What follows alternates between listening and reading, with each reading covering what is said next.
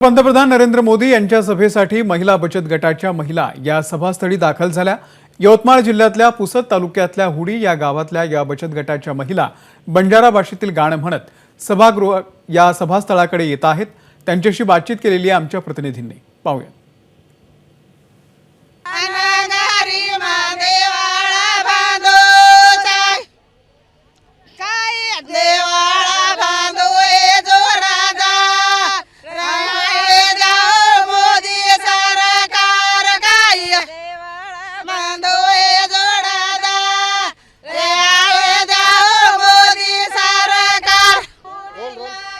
आज पंतप्रधान नरेंद्र मोदी यांची यवतमाळच्या भारी शिवारामध्ये मोठा महिला मेळाव्याला संबोधित करणार आहेत। त्यासाठी आज जिल्हाभरातून जवळपास 1.5 लाख महिला, यवतमाळ वाशिम मतदारसंघातून 1.5 लाख महिला या येत आहेत। आणि या ठिकाणी जर पाहिलं तर आपण या ज्या महिला आहेत त्या महिला या सभास्थळी येताना दिसत आहेत।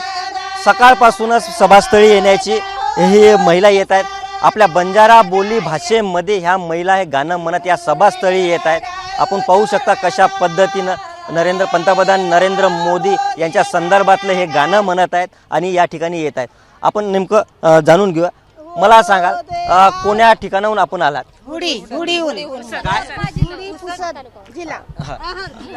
यवतमाळ जिल्हा। मला एक सांगाल की तुम्ही या कार्यक्रम मेळाव्याला येऊ राहिले, नेमकी काय तुमची अपेक्षा पंतप्रधान नरेंद्र मोदी कोण आहे? सर, ते अपेक्षा म्हणजे कसं आहे, गट वगैरे काढलं मोदी सरकारने आणि त्याच्यामध्ये हे आमचं ग्रामीण भागाची बाहेर खूप म्हणजे चुलन मुरजमध्ये व्यवस्थित राहायचे व्यस्त, तर त्याच्यामधून बाहेर पडले तीच मोठी गोष्ट आहे।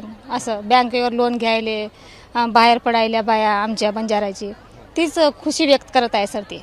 पण मोदी सरकारला एकच सांगायचं आहे, जे बाया आमच्या चूल आणि मूलमध्ये होते आणि उमेदमध्ये आले आणि त्याचं काहीतरी परिवर्तन झालं पाहिजेत आणि त्याला रोजगार व्यवसाय भेटला पाहिजे।